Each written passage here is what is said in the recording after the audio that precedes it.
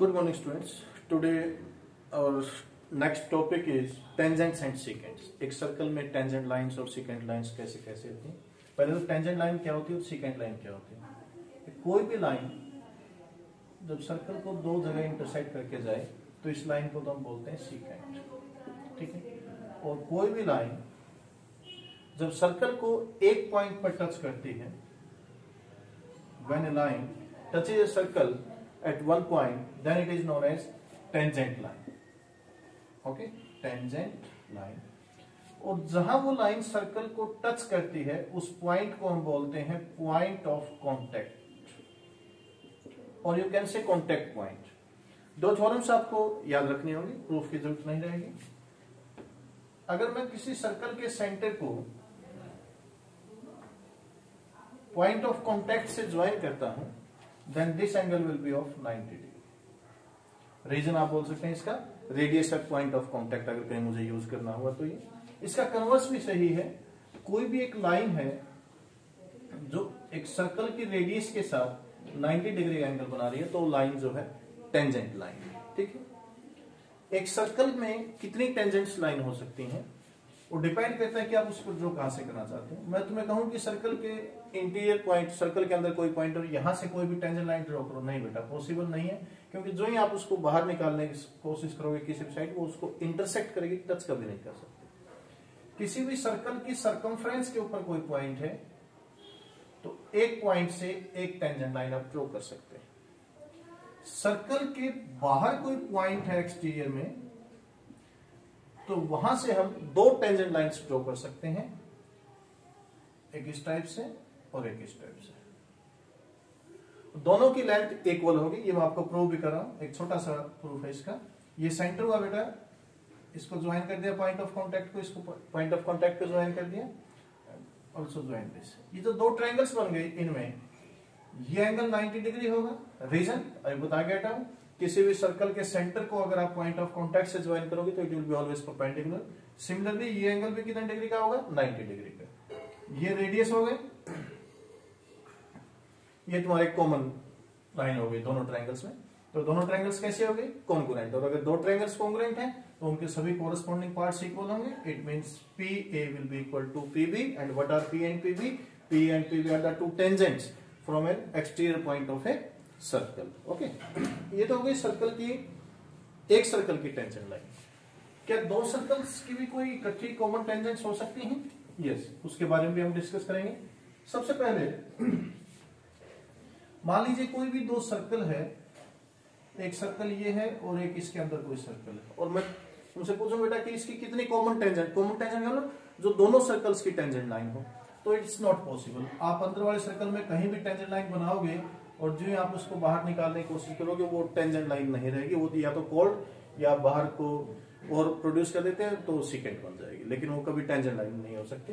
तो it means अगर दो सर्कल्स एक दूसरे के अंदर हैं तो there will be no common tangents. Okay, इस सर्कल को मैं थोड़ा सा और इधर लेकर आता हूं। कहने का मतलब इंटरनली टच कर रहे हैं, दो सर्कल्स इंटरनली टच कर रहे हैं, तो इट मींस हम कितनी टेंजेंट लाइन ड्रॉ कर सकते हैं? 1। There will be 1 tangent line, common tangent line. अब ये जो टेंजेंट लाइन है ये छोटे सर्कल की भी टेंजेंट लाइन है और बड़े सर्कल की भी टेंजेंट लाइन है, क्योंकि दोनों सर्कल एक दूसरे को पॉइंट पर टच कर रहे थे। सिमिलरली इसको मैं थोड़ा सा और बाहर की तरफ निकालता हूं तो ये सर्कल थोड़ा इस टाइप से हो जाएगा। अब कितनी टेंजेंट लाइन हो सकती है? अब दो टेंजेंट लाइन हो सकती हैं। कैसे बना? एक इस टाइप से, एक इस टाइप से। ये दो कॉमन टेंजेंट्स हो सकती हैं। कब? अगर दो सर्कल एक दूसरे को एक दो पॉइंट्स पर इंटरसेक्ट कर रहे हैं, then there will be 2 common tangents. थोड़ा सा और आगे लेकर आता हूं इसको, और ये दोनों एक्सटर्नली टच कर गए। अब कितनी टेंजेंट हो सकती हैं? एक ये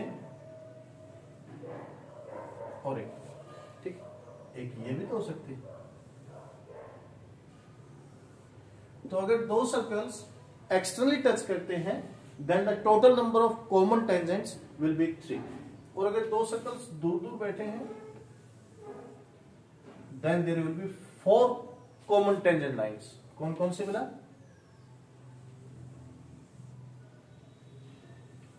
दो तो इस तरीके से, इनको हम बोलते हैं direct common tangent, direct common tangent. ठीक है जी, ये इसके अंदर बनाऊंगा, थोड़ा परेशान रहोगे, बाहर की तरफ बना रहा हूं।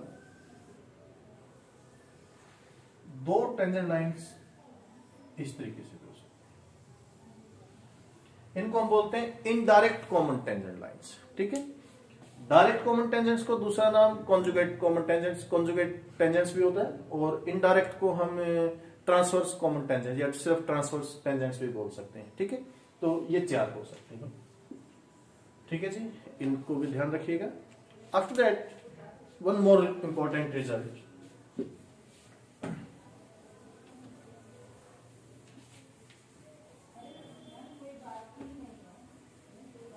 ओके, कोई भी दो सर्कल्स इंटरनली और एक्सटर्नली अगर टच करते हैं,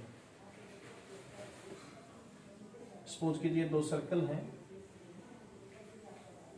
उन्होंने एक दूसरे को एक्सटर्नल टच किया, इस सर्कल के सेंटर को मैं ओ नाम देता हूं, सर्कल के सेंटर को ओ डैश, और ये जो जहां intersect sorry not intersect touch कर रहे हैं उस पॉइंट को मैंने पी नाम दे दिया।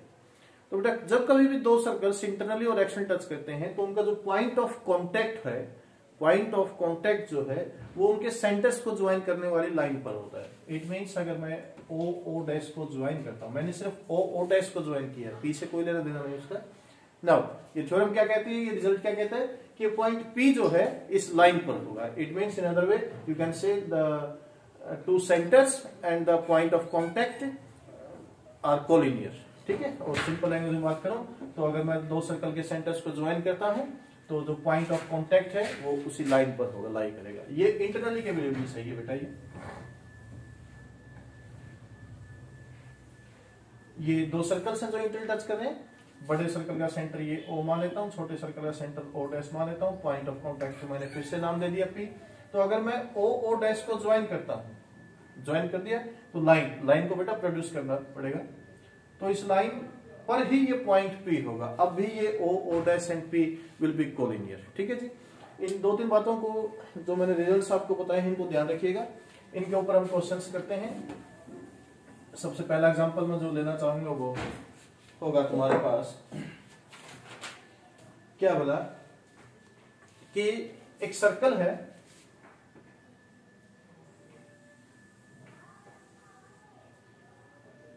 उसकी दो टेंजेंट लाइंस हैं,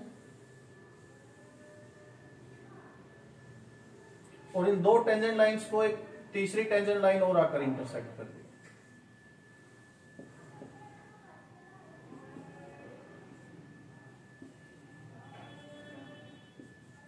क्वेश्चन समझ में आ रहा है क्या है?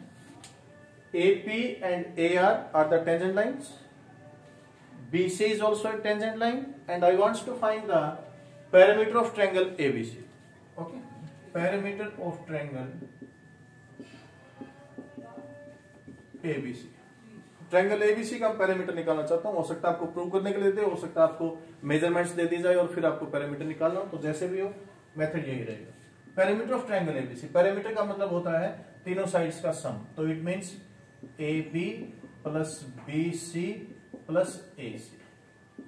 AB को मैं AB रहने देता हूं, BC को मैं दो पार्ट्स में लिख सकता हूं, BQ प्लस CQ, तो इसको मैंने लिख दिया जी BQ plus CQ plus AC। AB तो चलो जी AB है ही, BQ ये सर्कल, ये टेंजेंट लाइन BQ, ये BP, BQ और BP। क्या BQ और BP टेंजेंट लाइन नहीं है? और अगर किसी सर्कल के बाहर किसी पॉइंट से दो टेंजेंट लाइंस ड्रॉ की जाती हैं तो दोनों की लेंथ इक्वल होती है। इट मींस BQ को मैं क्या लिख सकता हूं? BP। सिमिलरली बेटा जी CQ को मैं क्या, क्योंकि ये CQ और CP भी तो टेंजेंट, CR भी तो टेंजेंट लाइन होगी, तो CQ को मैं क्या लिख सकता हूं? CR प्लस ये AC है। AB में अगर BP को ऐड किया जाए, AB में BP को ऐड किया जाए तो क्या होगा? AP। CR में AC को ऐड किया जाए तो क्या होगा? AR। दोबारा फिर ध्यान से देखिएगा, AP और ये AR, ये क्या चीज है, AP और AR दोबारा फिर से टेंजेंट लाइंस हैं, तो AP प्लस AR को मैं क्या लिख सकता हूं, AP that's equal to twice of AP। तो आप ये कह सकते हैं कि इस ट्रायंगल का जो पेरीमीटर है वो किसके इक्वल होगा, twice of the tangent line. Okay okay, the next question is, in this figure XY is the diameter, XY diameter है, बाकी बातें बाद में बेटा। XY डायमीटर तो हमने पहले पढ़ा है कि डायमीटर के दोनों एंड पॉइंट्स को सर्कल पर जहां भी ज्वाइन करता है हमेशा कितने डिग्री एंगल बनता है, 90 degree. Okay, PQ is tangent, PQ line जो है टेंजेंट लाइन है, circle at Y, given that angle AXB is equal to 50 degree, AXB this angle is of 50 degree and angle ABX is equal to 70 degree, ABX ये angle जो है 70 degree है। Now what you have to find out angle BAY and APY, BAY and APY, angle BAY and APY you have to find out, BAY ये angle आपको find out। तो जी triangle ABX in triangle ABX, triangle के तीनों angles का सम 180, 70 ये है, 50 ये है, कितना 120, ये एंगल कितना हो गया जी 60 डिग्री। अभी हमने देखा कि ये एंगल पूरा 90 डिग्री है, 60 ये हो चुका है, तो ये एंगल कितने डिग्री का हो गया, 30 डिग्री। एक एंगल तो आपका आ गया जी 30 डिग्री, ठीक है ना। अब एंगल हमें निकालना है APY, ये एंगल फाइंड आउट करना है। उससे पहले मुझे इसका पता चल गया है जी, क्योंकि ये PB एक स्ट्रेट लाइन है, ये एंगल 30 डिग्री है, तो इससे आगे एंगल कितना हो गया 150। अगर मुझे इस एंगल का पता चल जाए तो फिर मैं ये एंगल बड़े आराम से निकाल पाऊंगा। Okay, now BY is a chord और you can say arc, join कर दूंगा तो कॉर्ड हो जाएगी बेटा, ज्वाइन नहीं करूंगा तो आर्क है। इस आर्क के दोनों एंड पॉइंट्स को आपने पॉइंट A पर ज्वाइन किया, इसी आर्क के दोनों एंड पॉइंट्स को आपने X पर भी ज्वाइन किया, तो क्या ये एंगल और ये एंगल इक्वल नहीं हो जाएंगे? रीजन क्या लिखते होते हैं इस बात का, एंगल्स इन सेम सेगमेंट, क्योंकि ये सेम सेगमेंट में बने हुए एंगल। ओके बेटा, ये 70 हो गया, ये 30, 70 प्लस 30 हो गया 100, ये 100 है, तो ये एंगल कितने डिग्री का हो गया 80 डिग्री। ट्रायंगल के तीनों एंगल्स का सम, ये 80 है बेटा जी, तो ये एंगल कितने डिग्री का हो गया 80। Reason vertically opposite angles. Okay, now ये XY एक डायमीटर था, तो सेंटर इसके ऊपर होगा कहीं ना कहीं। अगर मैं सेंटर को पॉइंट ऑफ कॉन्टेक्ट से ज्वाइन करता हूं तो ये पूरा एंगल कितने डिग्री का बनेगा 90 डिग्री। इसमें से 80 प्लस 30 हो गए 110, ये एंगल कितना हुआ 70, और ये पूरा 90 है, 70 ये आप फाइंड आउट कर चुके हैं, तो ये एंगल कितना रह गया 20। नाउ इन ट्रायंगल APY 150 ये हो गया, 20 है 170, तो कितने डिग्री एंगल बचा 10 degree, and this is what you wants to find out. Okay okay, the next question is, The three circles have the centers A, B and C, तीन circles हैं जो सेंटर A, B, C हैं। हर circle बाकी बचे दो circles को touch कर रहा है, और यहां गिवन है आपको कि AB is equal to 5, AB is equal to 5 it is given to you, and BC is equal to 7, BC है जी 7, and the side AC is equal to 6, AC is equal to 6, and you have to calculate the radius of all these circles. Okay, तो मैंने इस circle की radius को R नाम दे दिए थे, इस साइड को, तो नेचुरल बात है बेटा ये भी साइड कितनी होगी R होगी। और आपको बताया था कोई भी दो सर्कल्स एक्सटर्नली या इंटरनली टच करते हैं तो जो इनका पॉइंट ऑफ कांटेक्ट होता है सेंटर्स को ज्वाइन करने वाली लाइन होती है, यानी कि स्ट्रेट लाइन है। AB लाइन आपको गिवन थी 5 सेंटीमीटर, और यहां से यहां तक आपने इसको R सपोज कर लिया, तो ये साइड कितनी हो जाएगी 5 माइनस, ये 5 माइनस R इस सर्कल की रेडियस है, तो इस सर्कल की रेडियस भी कितनी होगी 5 माइनस R। ये पूरी साइड AC आपको गिवन थी जी 6, यहां तक हो गई R, तो ये साइड कितनी बच गई 6 माइनस R। ये इस सर्कल की रेडियस है, तो ये भी 6 माइनस R होगी। ओके, और तीसरी बात हमें गिवन थे कि BC जो है वो 7, और आपने बीसी को क्या फाइंड आउट किया, आपने बीसी को, आप बीसी को लिख सकते हैं B Q plus C Q that's equal to 7। B Q को आप फाइंड आउट कर चुके हैं 5 माइनस आर, सी क्यू को आप फाइंड आउट कर चुके हैं 6 minus R that's equal to 7, minus R minus 2 R plus 11 is equal to 7 minus 2 R. इस 11 को उधर लेकर जाएंगे, 7 minus 11 it means minus 4, minus minus cancel हुआ, आर की वैल्यू कितनी हो गई 2, तो इसका मतलब हुआ कि सर्कल की रेडियस कितनी हुई 2, तो ये कितना बच गया 5 माइनस 2 3, ये कितना बच गया 6 माइनस 2 4, तो इस सर्कल की रेडियस 2 है, इस सर्कल की रेडियस 3 सेंटीमीटर है और इस सर्कल की रेडियस 4 सेंटीमीटर है। Okay, now the next example is in this circle is inscribed in a quadrilateral ABCD where BC is equal to 38, BC is equal to 38, BC side हो गई बेटा जी ये पूरी साइड आपके पास 38 it is given to you and BQ is equal to 27, BQ this side is given to you 27। आगे statement को बाद में पढ़ेंगे जी।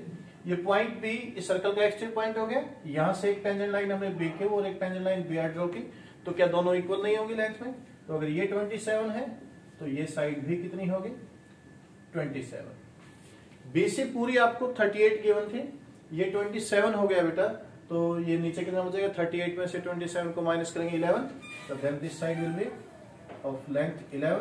Again C is external point, यहां से दो टेंजेंट लाइन ड्रॉ की, दोनों भी इक्वल लेंथ के होंगे, तो इट मींस ये भी कितने लेंथ की होगी 11। और कोई साइड बताइए, देखते हैं जरा आगे। BQ 27, CD is 25, ये पूरी साइड आपके पास 25 है, तो ये 11 था, तो ये आगे कितना रह गया 14। ये सर्कल का सेंटर है, ये पॉइंट ऑफ कांटेक्ट है, अगर मैं इसको ज्वाइन करूंगा तो ये एंगल कितने डिग्री का होगा 90 डिग्री। सर्कल के सेंटर को पॉइंट ऑफ कांटेक्ट से ज्वाइन करते हैं तो हमेशा परपेंडिकुलर होता है। Similarly again the same reason, ये एंगल भी कितने डिग्री होगा 90 डिग्री। ये जो क्वाड्रिलेटरल आपको दिखाई दे रहा है OPDS, इन दिस क्वाड्रिलेटरल ये तीन एंगल 90 डिग्री के हो गए। क्वाड्रिलेटरल के सभी एंगल्स का सम 360, तीन एंगल 90 का, तो ये भी कितने के हो गए 90। और अगर इस किसी भी क्वाड्रिलेटरल के सभी एंगल्स अगर 90 डिग्री हैं तो एटलीस्ट वो रेक्टेंगल तो है ही है, रेक्टेंगल है तो रेक्टेंगल की ऑपोजिट साइड इक्वल होती है, तो 14 हो गया और ये रेडियस हो गई। यही आपको फाइंड आउट करना था कि भाई आप इसके सर्कल की रेडियस बताइए। Okay, so the next example is the two circles have radii 25 centimeter and 9 centimeter। इस सर्कल की रेडियस 25 है जी और इस सर्कल की रेडियस 9 सेंटीमीटर है, बस और कुछ गिवन नहीं है आपको। And you have to find the length of direct common tangent, इस डायरेक्ट कॉमन टेंजेंट की लेंथ निकालनी है। It means you have to find the length of AB। Question समझ में आया जी क्या है? क्योंकि जब दो सर्कल्स एक दूसरे को इंटरनल या फिर एक्सटर्नल टच करते हैं तो जो उनका पॉइंट ऑफ कांटेक्ट होता है उनको सेंटर्स को ज्वाइन करने वाली लाइन पर होता है। दैट्स व्हाई ये O डैश एंड C नाम देता हूं इसको। It will be straight line, और क्योंकि OC 25 था और CO डैश 9 था तो ये पूरी साइड होगी बेटा जी 34। ये साइड फिर से कितनी है 25 क्योंकि ये रेडियस है, ये साइड कितनी है 9 क्योंकि ये रेडियस है। एक कंस्ट्रक्शन आपको करनी होगी। From point O dash draw a perpendicular to the side OA। Now ये परपेंडिकुलर आपने ड्रॉ किया, ये एंगल 90 डिग्री, ये एंगल 90 डिग्री, ये एंगल 90, तो ये एंगल में कितने डिग्री का होगा 90 डिग्री। इट मींस एटलीस्ट ये एक रेक्टेंगल तो है ही, ठीक है। अगर ये रेक्टेंगल है तो AB की लेंथ किसके इक्वल होगी O डैश D। अगर मैंने O डैश D को फाइंड आउट कर लिया तो AB के इक्वल होगा। नो, ये पूरी साइड थी आपके पास से 25, ये 9 है तो ये साइड भी अब कितनी होगी 9 क्योंकि रेक्टेंगल था, रेक्टेंगल की ऑपोजिट साइड इक्वल होती है। ये पूरी साइड बेटा 25 थी, 9 ये हो गए तो ये साइड कितनी बचेगी 16। Now O dash DO, O dash D is a right angle triangle, और राइट एंगल ट्रायंगल में तो पाइथागोरस आप कभी इसे यूज करते आ रहे हैं, तो पाइथागोरस से आप लोग O dash D find out कीजिए। एज ए 10th स्टूडेंट आप लोग इसको बड़े आराम से फाइंड आउट कर सकते हैं। और जो लेंथ O डैश D की होगी वही AB की होगी, यानी कि डायरेक्ट कॉमन टेंजेंट की होगी, और यही आपको फाइंड आउट करना था। Okay, now The next example is if the sides of a quadrilateral touches a circle. एक क्वाड्रिलेटरल है और एक सर्कल इसकी सभी साइड्स को टच कर रहा है. Then the touching points are P, Q, R and S. Then what you have to prove? If the sides of a quadrilateral touch a circle, prove that the sum of pair of opposite sides, it means AB plus CD is equal to the sum of pairs of other remaining sides, यानी कि AD plus BC. Question clear है? क्या है? आपको इन दोनों sides का सम इन दोनों sides के सम के इक्वल करके दिखाना. बड़ा आसान सा क्वेश्चन है और जितना आसान है उतना ही इंपॉर्टेंट भी, क्योंकि एक सर्कल है तो ये एक्सटीरियर पॉइंट हो गया. AP and AS will be the tangent lines from an exterior point. That's why AP और AS इक्वल होंगे, क्योंकि किसी सर्कल के बाहर किसी पॉइंट से हम दो टेंजेंट लाइंस ड्रॉ करते हैं तो दोनों इक्वल होते हैं. ओके. सिमिलरली PB यानी कि BP will be equal to BQ and similarly CR will be equal to CQ and DR will be equal to DS. इन सब का ही रीजन क्या है? Tangents from exterior point. Okay. इन सब को ऐड कर दीजिए, चारों इक्वेशंस को.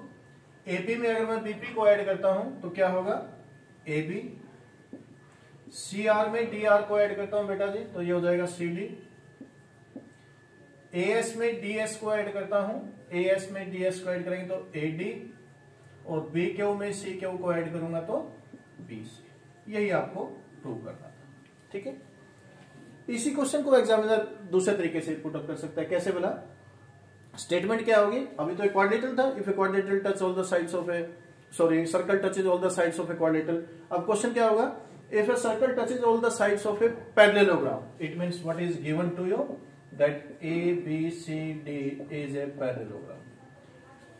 Prove that it is a rhombus. यानी कि आपको प्रूव करना है कि पैरेललोग्राम एक्चुअली पैरेललोग्राम नहीं है, रोम्बस है. थोड़ा सा और आगे है. रोम्बस आप समझते हैं. Rhombus is a parallelogram in which one pair of consecutive sides are equal. सिर्फ एक पेयर आप इक्वल करके दिखा दीजिए. पैरेललोग्राम वो पहले से ही है.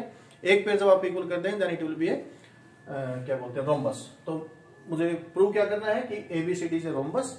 गिवन क्या है? ABCD is a parallelogram. आप इस क्वेश्चन को दोबारा से करेंगे एज इट इज यहां तक. इससे आगे फिर प्रोसीड करेंगे. ABCD, AB और CD तो इक्वल हो जाएंगे. क्यों? क्योंकि अब ये पैरेललोग्राम है. तो CD की जगह मैं क्या लिख सकता हूं? AB. AD तो AD है. BC को भी मैं क्या लिख सकता हूं? AD. Again opposite sides of a parallelogram. तो it means twice of AB is equal to twice of AD. 2 से 2 कैंसिल हुआ. क्या रह गया? AB is equal to AD. But ABCD is a parallelogram. लेकिन ABCD क्या था? पैरेललोग्राम था. पैरेललोग्राम तो ये था ही. AB और AD की ऐसी कंजुगेटिव साइड्स नहीं हो गई. और अगर किसी पैरेललोग्राम की कंजुगेटिव साइड्स का एक पेयर भी इक्वल है then ABCD is a rhombus. और आपको यही प्रूव करना था कि ये रोम्बस है. Okay. Now I think that कि हमने इतने एग्जांपल्स कर लिए हैं कि आप इस टॉपिक के ऊपर कोई भी सम आए आप उसको कर सकते हैं. थोड़ी सी प्रैक्टिस और कीजिएगा और फिर आप इसकी अच्छी प्रैक्टिस करने के बाद आप इनको सॉल्व कर पाएंगे. ओके.